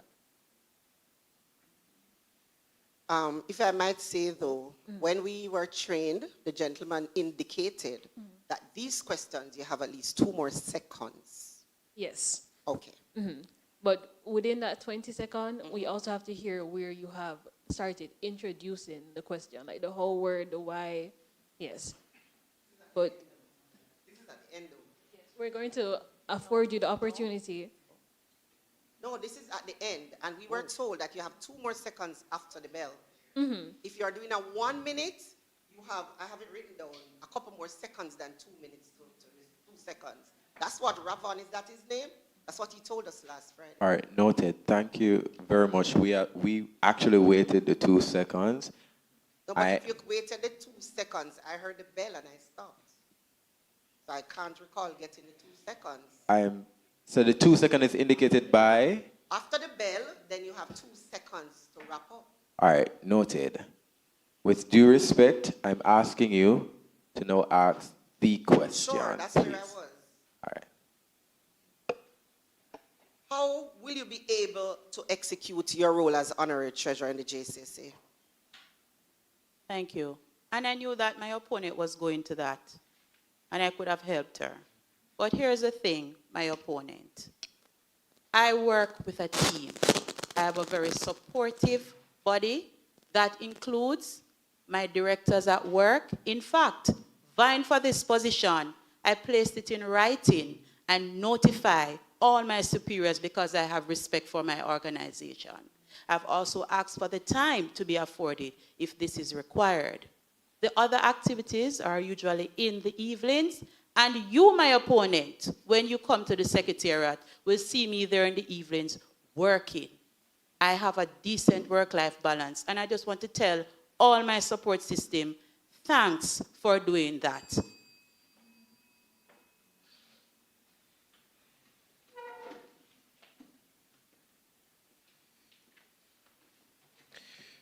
Thank you, ladies. All right, so now we'll go over to our chat online. YouTube, have some really, really good questions in the comments. So I'm just going to ask one question to both candidates, as I did earlier. And the question is, as the treasurer, will you commit to making the financial statements public? We'll start with you first, Ms. Price, and then to Mrs. Mullings-Arnold. As the treasurer, I'll definitely commit to making those financial statements public because it's the members' money. And the members need to know where their money is going, how it is being spent, how it is being invested, and they have an input in the process. So it will not be that a financial statement is in our annual report without the president's signature. When your CEO does not sign a financial statement, it speaks volume. It's a red flag. So even though my opponent would have mentioned about having a financial statement signed by the president, the one in the book that will precede our time states that this financial statement is not signed. And it must be a reason why it was not done. So I will ensure that that is done. Thank you. All right, we now move to Mrs. Mullings-Arnold. Thank you so much, Chair. So yes, the Jamaica Civil Service Association is a member organization. Everything that the JCSA owns, including the JCSA Park, belongs to the members. And so it is quite imperative that this information is given to every member as best as we possibly can. As a matter of fact, it's even on our website. So it's available to everyone, to include our members. When the members come to the AGM, they have a copy of the book, and we also have in-house that we give each departmental rep so they can circulate it to their members. So, Sir Chair, it's no new news. Our financial statement is quite public. All right, thank you. We now invite candidates for closing. Oh. Sorry. So that question which came from the audience, it's a part of the the audience engagement segment. So during this period, this is where we have people from within the membership come up and ask a 20-second question per candidate.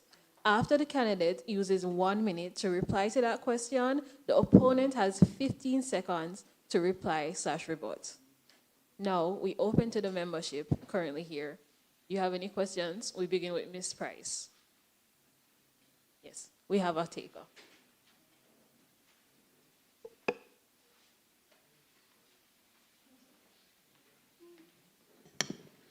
to Rhonda. If you receive a directive and or sustained pressure from any elected official to disburse funds outside of the established process, what would be your response? That's a flat out no, because such an activity will bring the organization into disrepute. It will also question my integrity. And we don't need to worry about that, because at the end of the day, we have a process in place. And as a trained individual, might I add, because I heard my opponent spoke about programs management, in business administration, and also holding an executive MBA, one of the things we focus on is process flow. And we find a way of meeting the minds without creating any issues about transparency. Thank you. Thank you for your response. So I hear my opponent. I'm not so sure she fully answered the question, because it's what we do, but she only said a flat out no, because the next move of something of that nature, if needs to be done, needs to be tabled at the executive as a submission and approved. Thank you. Now we open to the audience to ask a 20-second question to Mrs. Mullins-Arnold.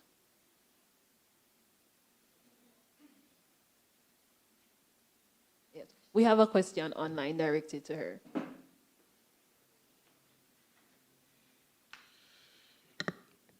All right, so this person is asking, as it regards to investment, how may I receive returns on my money?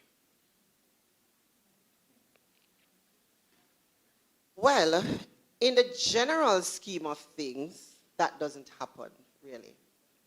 We invest, we make investments as an asset for the JCSA. The only time something like that will happen is if we are wound up. And I'm not seeing a noble, strong 107 years organization as the JCSA. If you see our asset base, we are nowhere near to be wound up. And so in terms of that form of investment, a member would not normally get any returns from that. But just to say they have asset-based of whatever the investment is, because the JCSA belongs to every member of the organization. Thank you. If you would like to use your 15 seconds to rebut, we are for that. Definitely. I think the question the member is asking is not about asset. It is funny how the opponent spoke about me not answering the question, and I did add earlier about process flow. So we didn't go granular. Anyway, when you speak about investment, they're talking about intangibles. Thank you. Thank you. Now, for the final questions, we will open it once more to our audience in person to field a question to Ms. Price. No takers? Okay. I'd like to ask a question then. There's also none from online. Both candidates, this question is to you.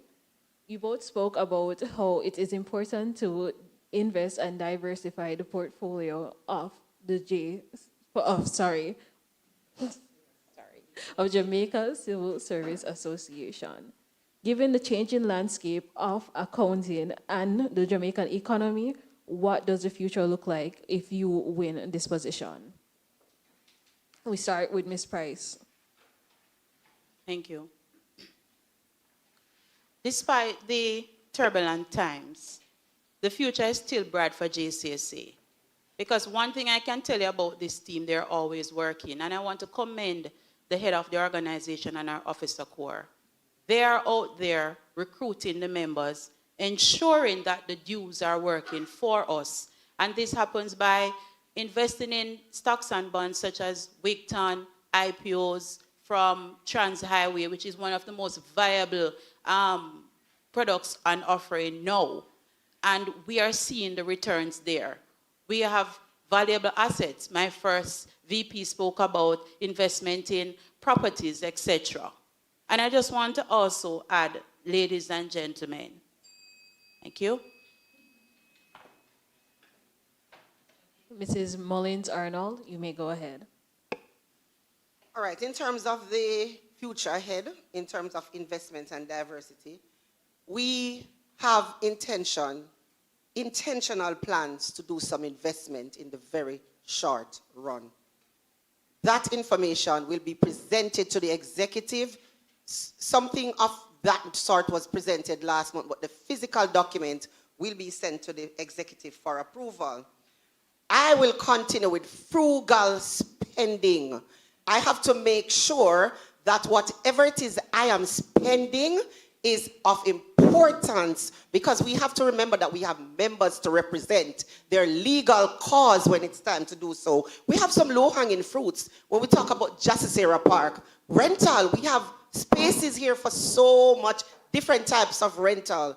It is of importance that Madam President, the General Secretary, and myself have a real sit down and decide how we're going to go further with the rental of JCSA Park to ensure that we get income.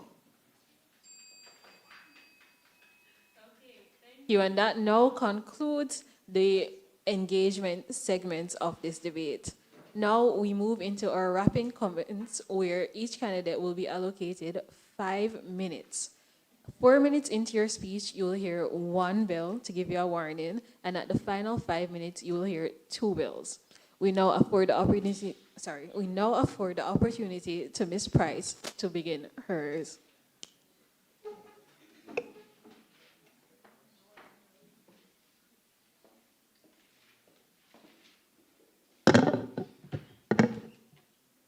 Thank you. When I opened earlier, I spoke about facts and only facts. And the role of treasurer is an important part of this organization. And I just want to list some facts, ladies and gentlemen, because no bars are here. Today, the treasurer, the sitting treasurer, has not tabled or reports properly to the executive. And look out for another report being published and not signed. Secondly, we would have come up with a disaster committee to give persons support. And to date, she has not completed the payments for these members. Thirdly, honorarium payments have not been received or late. Fourthly, education grants that have been approved by the staff working beyond the hour after hour in the evenings. Persons are still querying these things, and they have not yet been done. I don't know if her thought of frugal spending, meaning to save the grass and starve the cow, and that is not the mantra of JCSA. Also, financial reports are not being tabled on time. In fact, we had an executive meeting yesterday, and the report came 1 hour before the meeting. When will you get time to read those reports and go through them to be able to deliberate on matters that are important? I don't know how my opponent is speaking about talking to the president and the GS when 90% of the time when you try to contact her, she is not available. Where does the talking take place? In fact, who do you answer when we call? You neither answer nobody. You operate as a judge, lawyer, and executioner to yourself. You only make decisions independently. You refuse to consult. And that is why I'm here today, ladies and gentlemen, not to bash the sister. Because if where good work is due, I like to pay those dues. But it is time. It is time that we bring back the association into balance and to get persons to be unified and work in unison. Right? So at the end of the day, ladies and gentlemen, we cannot continue like this. The president is struggling. 90% of the time, the president can't get through to the treasurer because she only speaks on her terms. And I know there are members who can attest to the track record of our sitting treasurer. The union is about people. It's about unity. It's about teamwork. It's about putting JCSA out there. It is not about you and me and I. So when you take up office, ladies and gentlemen, you have to be tolerant.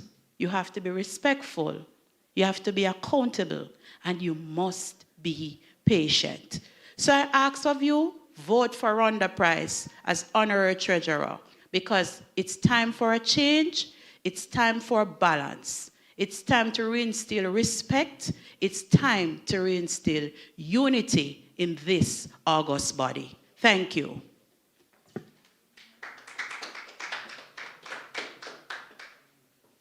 Thank you to Ms. Price to her final speech. We now open the floor once more to Mrs. Mullins Arnold to give her final 5-minute speech.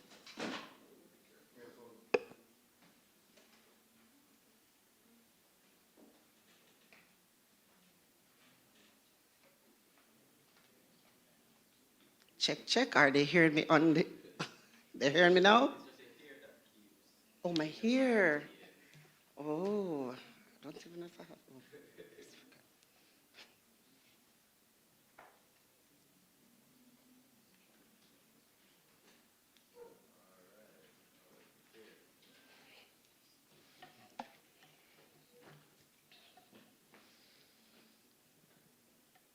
Fellow members, brothers, sisters, I will start with a few points that my opponent started with. Report being late for the executive. That explanation was done in the executive meeting. We are not independent right now. We have to, the thrift collects funds for us, and so we have to wait until the thrift gives us that report for my report to be completed, my worthy opponent. And what is important is that you highlighted only my report when there are other reports that are late at times for varying reasons, but you never said anything about that. The president would have given me the last disaster thing on April 1. No account number was received for those, and there are talk about over 100 and odd on that one.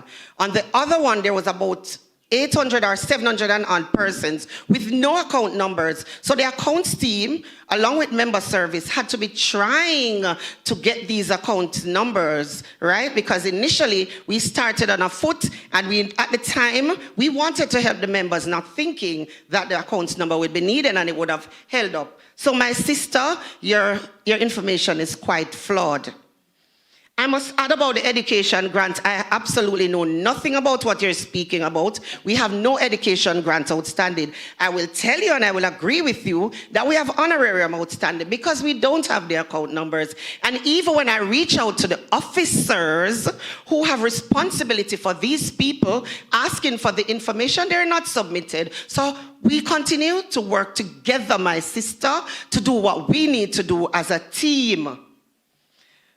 The financial report not tabled.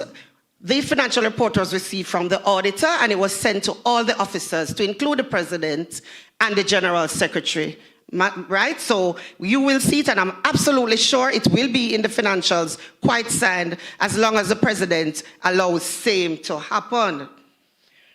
Contact was made with all persons, and you're saying that the president needs support. My sister, support is what I give to the president. From day one when she became a president, support is what I gave her. But the president you indicated is struggling because she chose to struggle by taking on other responsibilities based on the Constitution, madam, because if we're allowed to do what the Constitution said based on our responsibilities, it won't stall the process. We are not saying that the president must not be in the know. She must be in the know. But as I said earlier, what needs to happen is if my president wants something different from what normally entails, it's absolutely important that that information be communicated to us so we can know exactly what it is my president wants for this August body, and we're all willing to work with President Clark Griffiths. I have been working with her from before I become an officer, still working with her right now, and I don't know what to talk about calling, because you, my opponent, don't call me, and when you call me, you get me, and if you don't get me, your calls are always returned. So, what have I been doing? I increased self-collection in subscription to almost 100%. I increased the subscription in terms of collection. I increased the overall revenues of the Jamaica Civil Service Association. I implemented full automated payment for efficiency and to eliminate fraud by stop writing checks. I preserve the records in terms of a future so that you can make sure that you can see the information at a later date. Those are just a few of the things I do. What will I be doing now? With my prudency, I will be spending over the years. I will be able to fund the strategic projects to increase the legal representation for members. In addition, my plan next term is for re-election isn't about repeating the past. It's about building on it. First, budget and priorities and habits to include my spending for the 4 strategic priorities. This association runs on solidarity and trust. Trust that your dues are saved. Trust that you repeat wisely. Trust that every cent is published in a safer space. Do not settle for on-the-job training, my members. Vote for experience and action. Vote for meticulous Melanie on May 15 and 29. God bless.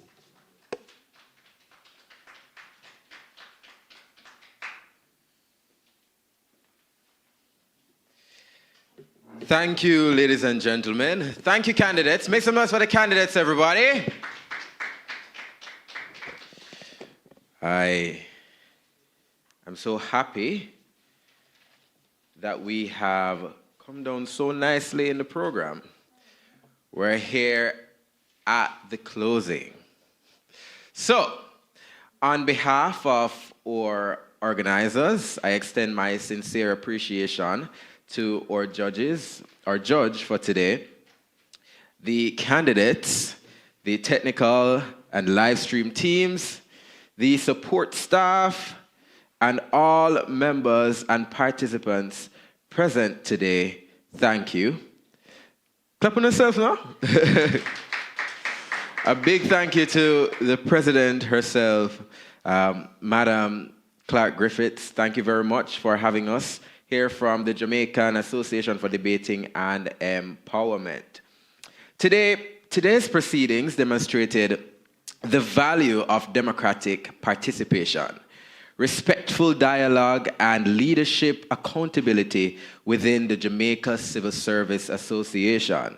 The strength of this association continues to rest in its members, its democratic traditions, and its commitment to principled representation and service. So, thank you for all your participation and continued commitment to the advancement of JCSA. Have a safe and pleasant afternoon. My name is Jerome Reynolds. This meeting is now adjourned.